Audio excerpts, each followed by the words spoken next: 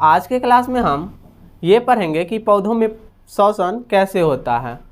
जैसे मानवों में श्वसन होता है तो मानव में श्वसन जो होता है वह फेफड़ों के माध्यम से होता है, लेकिन पेड़ पौधों में श्वसन किसके माध्यम से होता है ये देखेंगे। फिर ये देखेंगे कि पेड़ पौधे में श्वसन जो होता है यह मानवों या जीव जंतुओं की अपेक्षा कम होता है या ज़्यादा होता है। ये सारे चीज़ों को हम यहाँ पे देखेंगे पेड़ पौधों में श्वसन में। ठीक है, पौधों में श्वसन में, रेस्पिरेशन इन प्लांट में। यहाँ पे हम देखेंगे एक प्लांट है, मान लीजिए, तो प्लांट जो है, पेड़ पौधा जो है क्या करता है कि श्वसन क्रिया करने के लिए, श्वसन के लिए O2 लेते हैं यानी ऑक्सीजन लेते हैं, और पोषण की प्रक्रिया के लिए यानी प्रकाश संश्लेषण के लिए ये जो है CO2 लेते हैं, CO2 लेते हैं प्रकाश संश्लेषण प्रक्रिया के लिए। क्या लेते हैं? CO2 लेते हैं। CO2 क्या करता है? प्रकाश संश्लेषण की प्रक्रिया में सहायक होता है, हम बता दिए हैं ये पोषण चैप्टर में। फिर ये क्या होता है कि O2 आता है, O2 फिर ये पेड़ पौधे में जाता है और ये जो ग्लूकोज होता है उसको तोड़ने का काम करता है, यानी छोटे छोटे अणुओं में तोड़ता है, जिसके कारण इसे एनर्जी मिल सके, एनर्जी मुक्त हो सके। इसीलिए O2 क्या करता है? श्वसन की क्रिया में सहायक होता है। फिर हम देखेंगे कि ये दिन में प्रकाश संश्लेषण की प्रक्रिया होता है, लेकिन रात में प्रकाश संश्लेषण की प्रक्रियाएं नहीं होती हैं, तो रात में सिर्फ श्वसन होता है। इसीलिए क्या होता है कि रात में श्वसन की प्रक्रियाएं होती हैं और O2 जो होता है ये श्वसन के रूप में जाता है और फिर CO2 निकलता है। दिन में क्या होता है कि यही CO2 फिर से चला जाता है और प्रकाश संश्लेषण की प्रक्रियाएं होने लगती है, जिसके कारण ये CO2 जो है वातावरण में सही रहता है वहाँ पे। लेकिन रात में क्या होता है कि CO2 नहीं ले पाता है, क्योंकि प्रकाश संश्लेषण की प्रक्रियाएं रात में नहीं होगा। इसके वजह से क्या होगा कि यहाँ पे CO2 जो है अत्यधिक मात्रा में हो जाएगा, क्योंकि पेड़ पौधा बड़े होते हैं, बहुत विशाल पेड़ पौधे होते हैं, तो उसमें CO2 भी बहुत मतलब मुक्त होगा। तो फिर रात में क्या होता है कि वहाँ पे कोई व्यक्ति जाते हैं, कोई मानव जाते हैं, तो वहाँ पे दम फूलने लगता है, यानी ऑक्सीजन जितना चाहिए उतना नहीं मिल पाता है। इसीलिए नहीं मिल पाता है क्योंकि ये कार्बन डाइऑक्साइड छोड़ता है और ऑक्सीजन ग्रहण करता है। पेड़ पौधा भी, हम लोग भी क्या करते हैं उस समय ऑक्सीजन लेते हैं और कार्बन डाइऑक्साइड छोड़ते हैं। इसी वजह से ऑक्सीजन की पर्याप्त मात्रा नहीं होने के कारण यहाँ पे जो है श्वसन सही से नहीं कर पाता है जीव जंतु। देखते हैं हम पौधों में श्वसन में कुछ पॉइंट को लिखे हैं यहाँ पे पॉइंट को। तो देखिए, पौधे के प्रत्येक भाग अर्थात पत्ती, जड़, तना में अलग अलग श्वसन होता है। यानी जैसे हम लोग में क्या होता है कि श्वसन की क्रिया नाक से शुरू होता है, यानी नाक से हम सांस लेते हैं, गैस को ग्रहण करते हैं और फेफड़ा में जा करके, फेफड़ा से क्या होता है कि यह किस कोशिकाओं तक पहुंचता है, और कोशिकाओं तक पहुंचता है यह हीमोग्लोबिन के माध्यम से, यानी ब्लड के माध्यम से हमारे कोशिकाओं तक पहुंचता है और वहां जा करके ग्लूकोज को तोड़ता है। लेकिन इसमें क्या होता है, पेड़ पौधों में प्रत्येक भाग में श्वसन की क्रिया हो जाता है। जैसे पत्ती में, पेड़ पौधे के जो पत्ती होते हैं, मान लीजिए पेड़ पौधे में पत्ती जो होते हैं, इसमें छोटे छोटे छिद्र होते हैं। पेड़ पौधे के पत्ती में हम देख नहीं सकते हैं, क्योंकि ये इतने छोटे छिद्र होते हैं जिसे हम अपनी आंखों से नहीं देख सकते हैं, सूक्ष्म छिद्र होते हैं। इसको हम रंध्र बोलते हैं।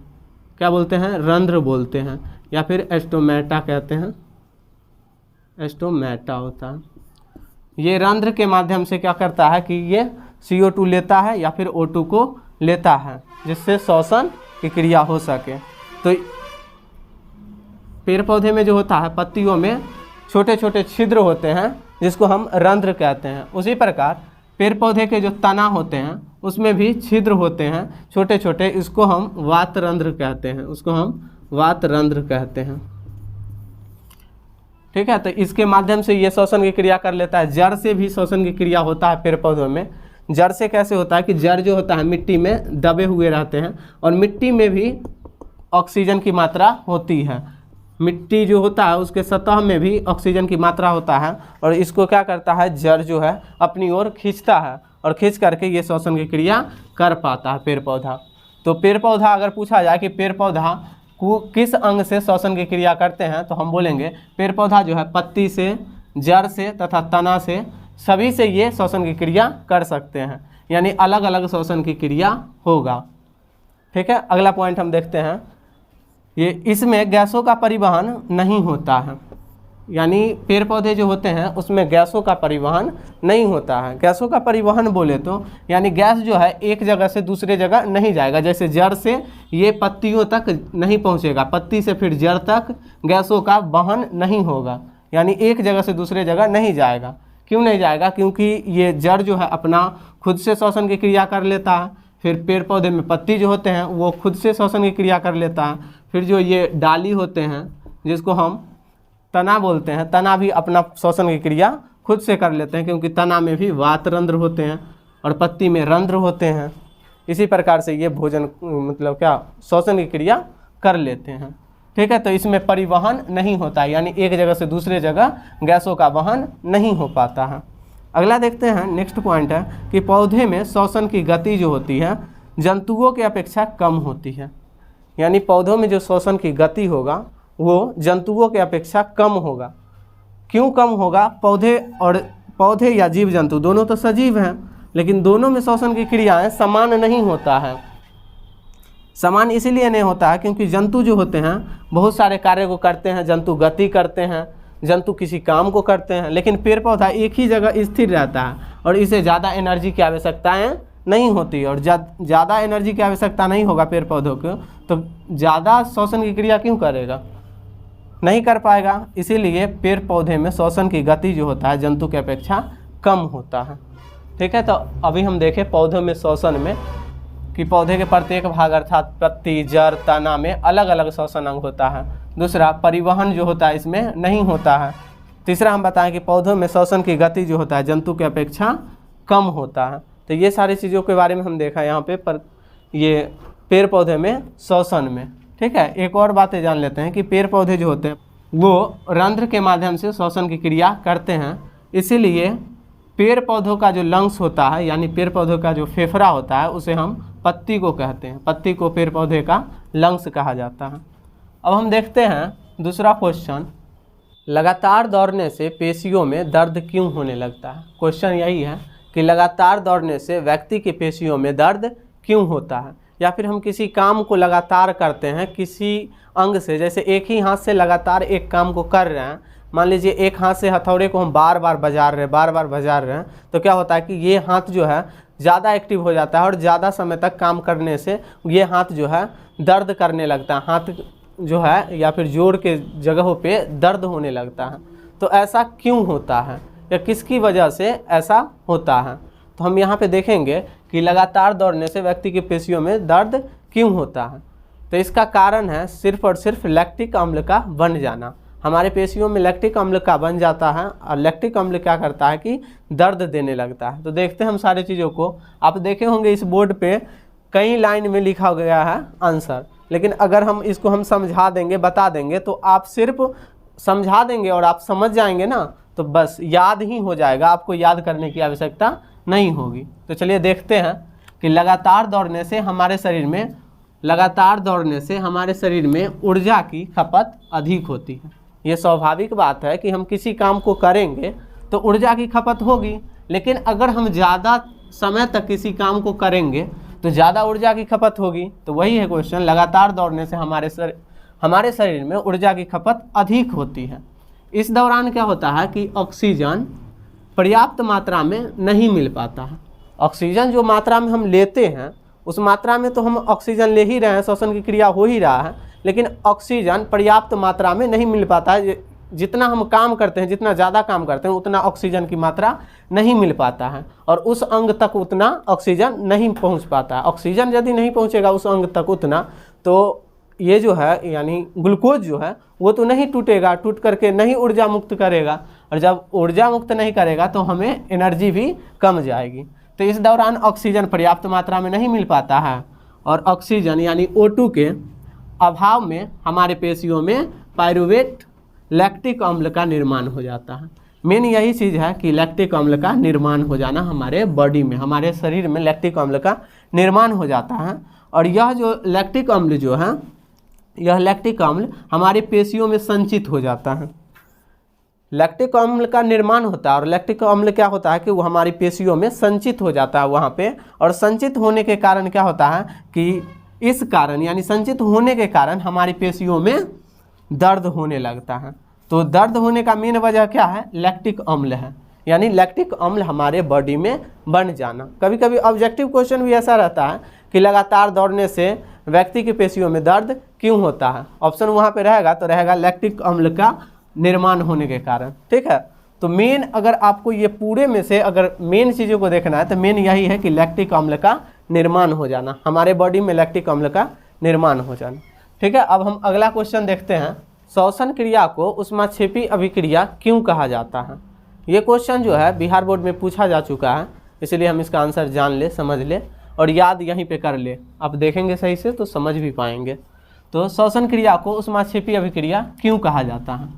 श्वसन क्रिया हमारे शरीर की कोशिकाओं में ग्लूकोज का दहन होता है, यानी श्वसन क्रिया के फलस्वरूप हमारे कोशिकाओं में ग्लूकोज का दहन होता है। ग्लूकोज जो है टूटता है, जिससे क्या होता है? ऊर्जा निकलती है। ग्लूकोज का टूटने से हमें क्या मिलता है? ऊर्जा मिलता है, और ऊर्जा जो होता है इसी ऊर्जा से हम दैनिक कार्य को करते हैं।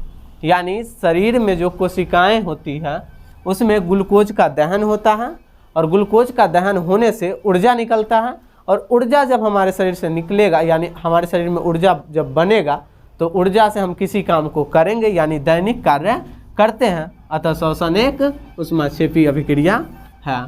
हम ये कह सकते हैं कि श्वसन जो है वो ग्लूकोज, श्वसन की क्रिया में क्या होगा कि ग्लूकोज जो है टूटेगा, ग्लूकोज टूट करके एनर्जी बनाएगा। जब एनर्जी बनेगा हमारे बॉडी में, हमारे शरीर में, तो किसी काम को हम कर सकते हैं, और किसी काम को हम करते हैं, अतः एक ऊष्माक्षेपी अभिक्रिया है। इसका जो है समीकरण हम देखते हैं, समीकरण से हम समझते हैं, यानी ग्लूकोज का फार्मूला होता है C6H12O6 प्लस O2, ये दोनों मिलकर के क्या करेंगे?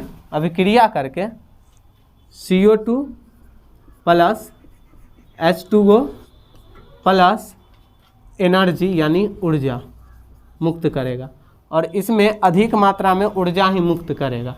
यहाँ पे हम संतुलित कर देते हैं 6O2, 6CO2 और 6H2O प्लस एनर्जी यानी ऊर्जा, यानी ग्लूकोज जो है और ऑक्सीजन ये दोनों मिल करके अभिक्रिया करके कुछ कार्बन डाइऑक्साइड, कुछ जल और अधिक मात्रा में ऊर्जा रिलीज करेगा। अब हम देखते हैं अब नेक्स्ट क्वेश्चन, ऑक्सी हीमोग्लोबिन क्या है?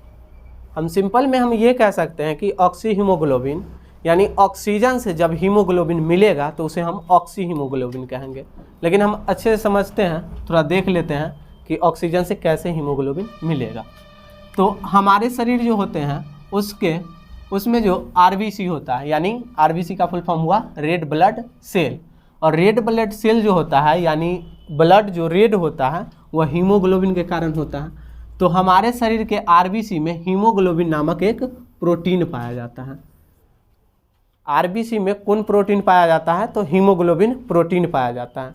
ये भी ऑब्जेक्टिव में क्वेश्चन होगा कि आरबीसी में कौन से प्रोटीन पाया जाता है, तो हम बोलेंगे हीमोग्लोबिन प्रोटीन। लेकिन अभी हम देख रहे हैं ऑक्सी हीमोग्लोबिन क्या है, तो देखेंगे हमारे शरीर के आरबीसी में हीमोग्लोबिन नामक एक प्रोटीन पाया जाता है जिसका काम गैसों का वाहन करना है। यानी हमारे शरीर में आरबीसी में हीमोग्लोबिन नामक एक प्रोटीन पाया जाता है, और प्रोटीन का जो काम होता है वह क्या काम होता है कि गैसों का वाहन कराने का काम होता है, यानी गैसों का आदान प्रदान कराने का काम होता है। एक जगह से दूसरे जगह गैसों का पहुंचाने का काम किसका होता है? तो हीमोग्लोबिन का होता है। ठीक है, अब क्या होगा कि हीमोग्लोबिन जो है, जब हीमोग्लोबिन ऑक्सीजन से मिलता है, यानी हीमोग्लोबिन जो है ऑक्सीजन, यानी ऑक्सीजन हम श्वसन क्रिया के रूप में लेंगे, और ऑक्सीजन से जब मिलेगा हीमोग्लोबिन तो उसी प्रक्रिया को ऑक्सी हीमोग्लोबिन कहेंगे। यानी जब ऑक्सीजन हीमोग्लोबिन से मिल जाए तो उसे हम ऑक्सी हीमोग्लोबिन कहेंगे। यहाँ पे हम देखते हैं एक, जैसे मान लीजिए ऑक्सीजन है, ऑक्सीजन जिसको हम O2 कहते हैं, O2 oxygen plus haemoglobin, oxygen plus haemoglobin is equal to oxy haemoglobin.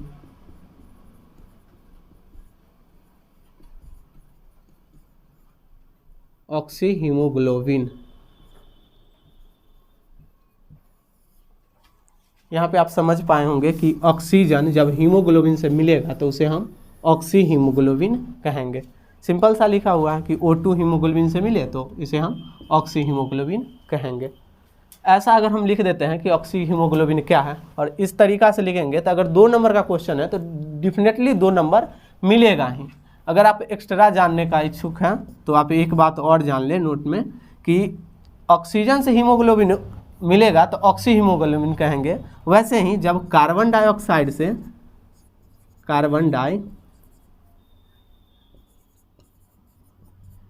Carbon dioxide से यानी CO2 से जब हीमोग्लोबिन मिलेगा तो इसे हम क्या कहेंगे?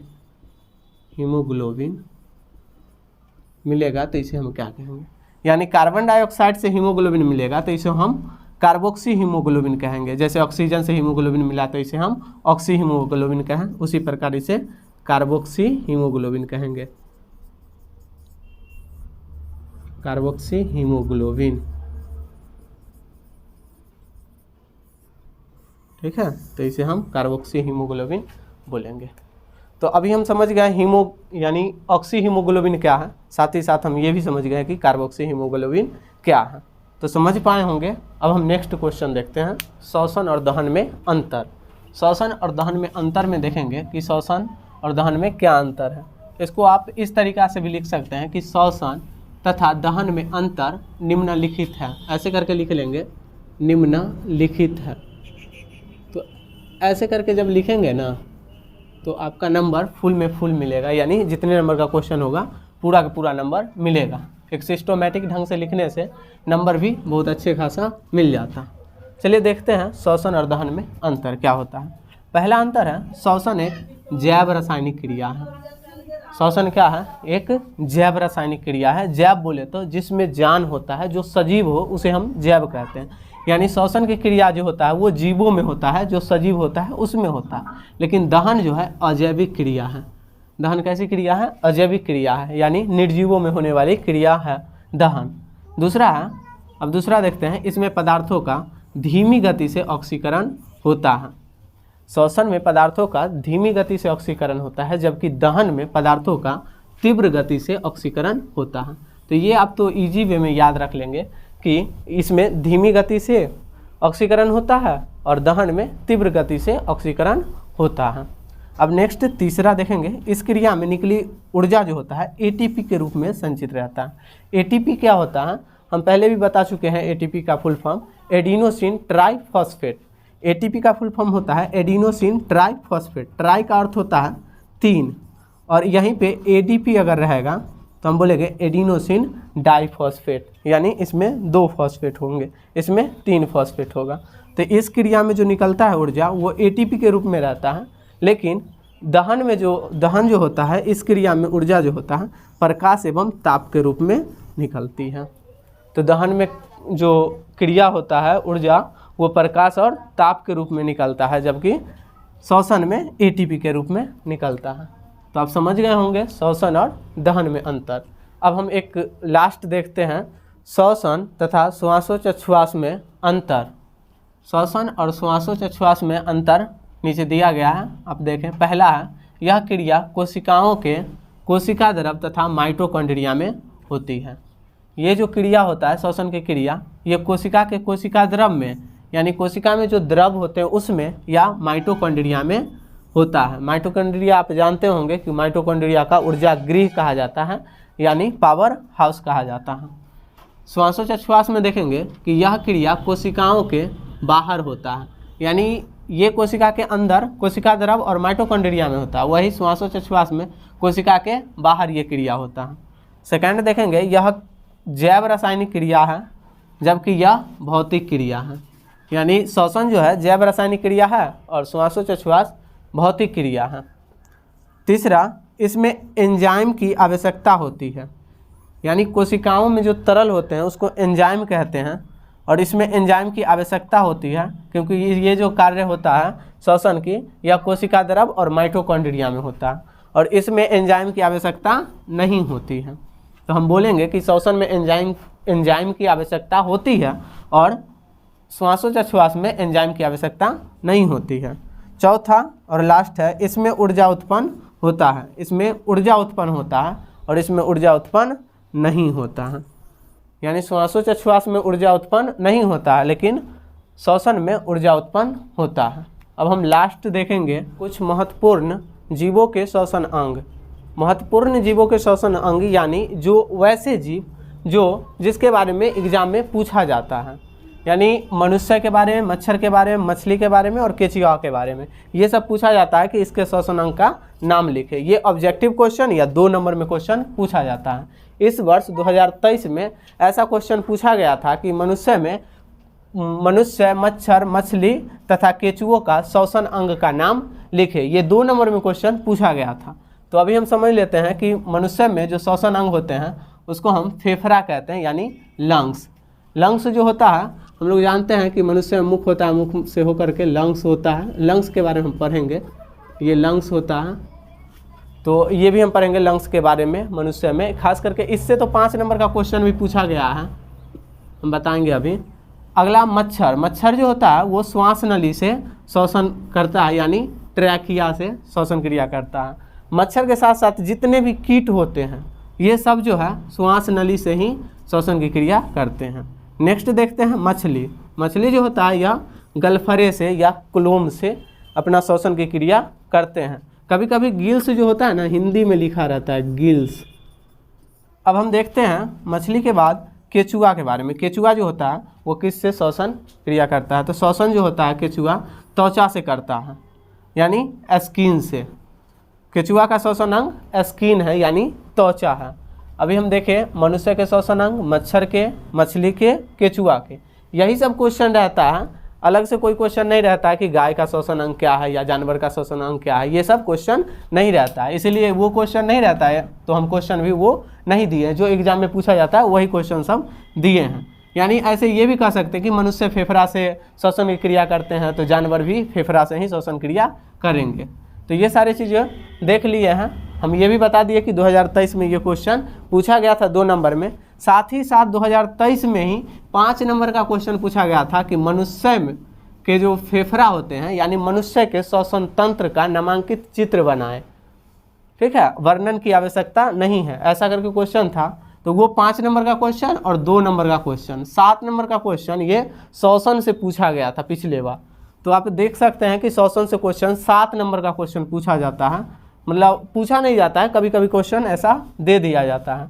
तो आप इसको देख लेंगे कि मनुष्य के श्वसन अंग, मच्छर के श्वसन अंग, मछली के श्वसन अंग और केचुआ के श्वसन अंग। अब हम नेक्स्ट जो क्लास में हम बताएंगे वो ये बताएंगे कि मनुष्य में फेफड़ा जो होते हैं या मनुष्य के श्वसन तंत्र का नामांकित चित्र बनाएंगे और फिर उसके बारे में हम बताएंगे। तो नेक्स्ट वीडियो में हम मनुष्य में श्वसन तंत्र के बारे में पढ़ेंगे।